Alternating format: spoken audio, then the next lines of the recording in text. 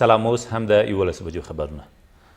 شپږ طالبان د فراه په اناردري ولسوالۍ کې ووژل شول. په فراه کې د ملي پوځ مسؤلین وایي په دغه نښته کې چې تېره شپه د یادې ولسوالۍ په آبګرم سیمه کې ترسره شوي 15 نور طالبان هم سخت ټپیان شوي دي. د سرچینې په وینا په دې لړ کې افغان ځواکونو او د سیمې اوسېدونکو ته زیان نه دی اوښتی. د ملي دفاع وزارت سرپرست تېره ورځ د افغانستان، پاکستان او منځنۍ اسیا په چارو کې د امریکا د دفاع وزارت له مرستیال سره په خپل دفتر کې وکتل. اسدالله خالد د ښوونې او روزنې او همداراز د افغان ځواکونو د سمبالولو په برخو کې د امریکا له همکاریو مننه وکړه او د دغې لړۍ د دوام غوښتونکی شو. د ملي دفاع وزارت د خبرپاڼې له مخې په دې کتنه کې دواړو لورو د امنیتي چارو له ترهګرۍ سره د مبارزې او د سولې په اړه هم بحث کړی دی.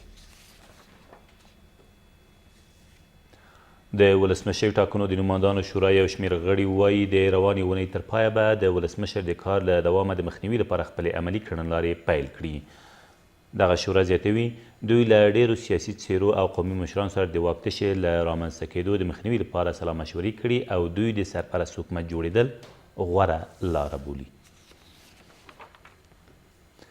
د اقینې بندر د ګمرک مشر له یاد بندره اروپایي هیوادونو ته د شوکاڼي ډبرو له لیږده خبر ورکوي. د نوموړي په خبره سږکال د لاجوردو لارې پر مټ د شوکاڼي ډبرو 2 محمولې اروپا ته استول شوي او په وینا یې د دغو ډبرو د لیږد لپاره د خصوصي برخې لیوالتیا هم ډیره شوې ده. 3 کسان په ننګرهار کې د نشه یي توکو د لیږد په تور ونیول شول.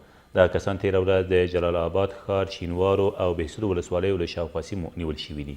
د ننګرهار د والي ویاند زیاتوي له نیول شویو کسانو څخه باندې 80 کیلوګرامه بېلابېل نشه یي توکي هم ترلاسه شوي دي. او په هلمند کې د تېر کال پرتله د غنمو کښت 25 سلنه ډېر شوی دی. د هلمند د کرنې ریاست مسؤلین وایي سږکال د یاد ولایت په 95,000 جریبه ځمکه کې غنم کرل شوي چې د تېر کال پرتله زیاتوالی ښیي.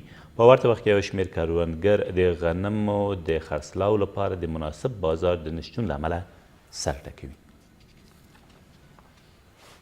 دا تر دې مهاله وروستي خبرونه، تر بیا مو الله مل.